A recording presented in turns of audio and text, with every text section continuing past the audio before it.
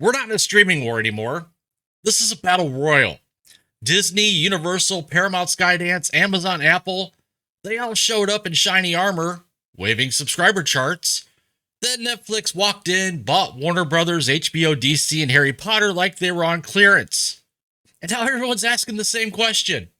Who's next to die? We've gone from who will win to who survives long enough to get bought. Roll the intro.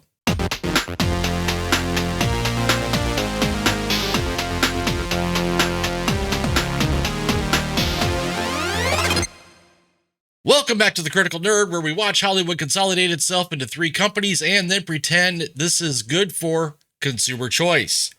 Quick favor before we dive in, and this really helps out with the YouTube algorithm, so I would appreciate all of you that take the time to do this. It's free. Hit that like button like it's a doomed streaming service about to get merged, and subscribe so you don't miss the next episode of Corporate Hunger Games Hollywood Edition. All right, let's talk about how Netflix just turned into the capital. So in case you somehow missed it between Zootopia 2 printing money and everybody screaming about Avatar 3, Netflix just agreed to buy Warner Brothers Discovery's film and TV studios plus its streaming arm. I think the total was $82.7 billion with, I think there was like $72 billion in equity into that deal. So yeah, big deal.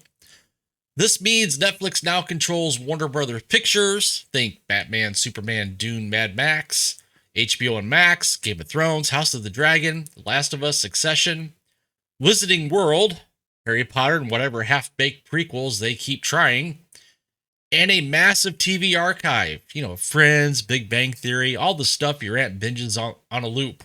And all of that on top of Stranger Things, Wednesday, Squid Game, and a mountain of random Netflix original you forgot existed after 48 hours. Netflix looked at the streaming game and said, instead of competing with the old studios, what if we just buy one?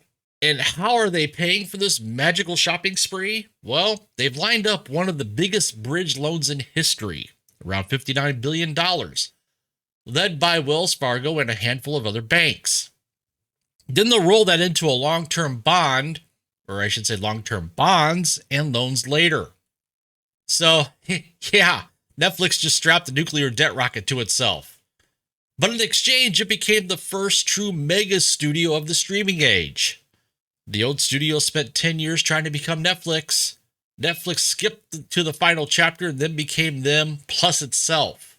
Now, naturally, this has gone over fantastically with regulators and unions. I mean, who doesn't like a big mega merger?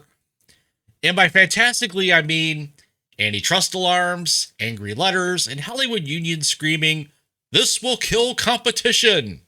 Lawmakers are already warning this could be yet another massive media monopoly. And the unions, well, they're looking at this and seeing the final boss of consolidation. You've got guilds and trade groups saying, fewer studios bidding on projects, fewer buyers for scripts, less leverage for talent, and more take it or leave it. The algorithm has spoken energy coming from Netflix HQ. At the same time, Netflix is on its best behavior, saying things like, this will create value for consumers. We're going to support creative professionals, and we love theatrical, we promise. Sure. And I totally watch everything I add to my Netflix watch list. So yeah, regulators are cranky. But will that actually stop the deal? Hollywood history says, we're going to complain loudly and then probably approve it anyway. The people sweating the hardest right now, though, well, that's the movie theaters. The moment this deal was announced, theater stocks dipped. Analysts freaked out, and everybody started asking, what happens when the studio most famous for skipping theaters now owns one of the largest big theatrical pipelines? Netflix has never really cared about traditional theatrical windows. They do short, limited runs, bare minimum marketing for theaters, and then slam those movies onto streaming as fast as possible so they could brag about hours watched. Now imagine that approach applied to, Batman, Dune, Harry Potter, Mad Max, future DCU movies. Cinema groups are already warning this could cut the number of wide theatrical releases, especially in that middle budget tier. Fewer wide studio films means less variety, more empty weekends, and more dependence on the few mega brands that do still get real theatrical pushes. Netflix says they'll honor existing theatrical agreements and keep putting big titles in cinemas, but we've all seen the long game. Shorter windows, more day and date experiments, more exclusive on Netflix after a short event theatrical run. And if you think theater owners are relaxed about this, they're absolutely not. This is like waking up and realizing your landlord is now also your biggest competitor. So let's talk, let's break this down Hunger Games style. Who wins, who loses, and who's volunteering as tribute? So we got Netflix, the new capital. Post-deal, Netflix will have the largest global streaming base, a full-blown Hollywood studio, HBO's prestige brand, DC, Harry Potter, Game of Thrones, plus all of their own hits. That is insane leverage. They control the tech platform, they own the pipeline, and they own a massive library of IP. Yes, but they're buying themselves into debt to do it. But as far as power goes, Netflix just went from big streaming player to top of the food chain. Next, we have Disney, the other empire. Disney now finds itself as the only other true all-around empire. Theme parks, merch, TV, film, ESPN, streaming, the whole thing. On one hand, Netflix WBD is a massive threat. HBO plus Netflix is prestige plus volume. DC, Harry Potter, and a century of Warner catalog now sit opposite Marvel and Star Wars. On the other hand, regulators are going to look at this and basically say, we need Disney and Universal to stay strong just to pretend this is a competitive market. So Disney's not next to die, so to speak, but if their theatrical slate and Disney Plus numbers keep stumbling like they have the last couple of years, they are absolutely one or two major flops away from their own panic mode. Right now, they're the other Imperial District trying not to get surrounded. Then we've got Universal and Peacock. Universal has quietly been the best theatrical studio. Mario, Oppenheimer, Wicked, animated hits, horror that actually makes money. Theatrically, yeah, they're solid. Streaming though, Peacock is still the run of the pack. They have good individual shows and sports rights, but they do not have Netflix numbers, Disney numbers, or even what Paramount Skydance was hoping to build.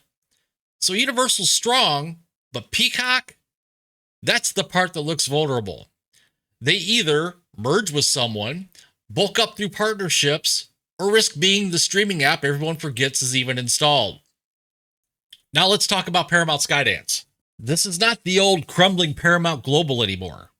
As of this past August 2025, Skydance and Paramount officially completed their merger, forming Paramount Skydance Corporation. Skydance brings fresh capital, a leadership team that actually likes making blockbuster movies, deep ties to franchises like Top Gun and Mission Impossible. Paramount brings CBS, Nickelodeon, Paramount Plus, and Pluto TV, a long list of classic film and TV IP. Together, they tried to swing big. Paramount Skydance was one of the bidders for Warner Brothers Discovery, and they reportedly offered more per share than Netflix did, and still lost. I mean, that's brutal. So where does that leave them? Well, stronger than old Paramount. They've got a sword now instead of a butter knife. Still mid-tier compared to Netflix, WBD, and Disney. And absolutely on the short list for future consolidation if regulators let even more mega mergers happen. So they're not dead. They're not doomed tomorrow. But in the streaming Hunger Games, they're the tribute who survived round one, took a few hits, and is now looking around in the arena going, okay, who are we teaming up with so we don't get crushed next? And we got to talk Amazon. They've been quiet in all this. I mean, they've just been rolling around in the background. Prime Video doesn't have to carry the company. It's there to keep paying for Prime, lock you into the ecosystem, justify the bundle with a few big shiny shows and NFL games. Netflix buying Warner might actually help Amazon. Creators who don't want to work under Netflix's mega machine now have Prime as a natural alternative. Amazon has deep pockets, sports, MGM, and zero pressure to be profitable on streaming alone. They're not dying, they're not panicking, they're just quietly loading the next round into the cannon. Then there's Apple TV and Apple TV Plus, the prestige sniper. Apple doesn't care about volume. They don't care if TV Plus by itself makes money. They care about awards, buzz, a high-end brand sheen that makes Apple One bundles feel premium.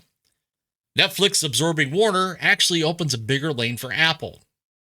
Prestige directors and showrunners who don't want their work turned into algorithm chum. Creators who want bigger theatrical windows and more careful rollouts. They look at Netflix and WBD and go, yeah, I'll go take Apple's money and chill, thanks. So Apple's not dying. They're just kind of picking their shots. Now, what does this mean for us? What does this mean for you, for me, the poor soul just trying to find something to watch that doesn't suck? Best case scenario, fewer pointless apps, better tech, Netflix's infrastructure powering HBO and Warner content, cleaner bundles that actually simplify your bill instead of turning streaming into a part-time job. Worst case scenario, one or two mega companies control almost everything you watch. Prices creep up because, shocker, consolidation doesn't usually make things cheaper.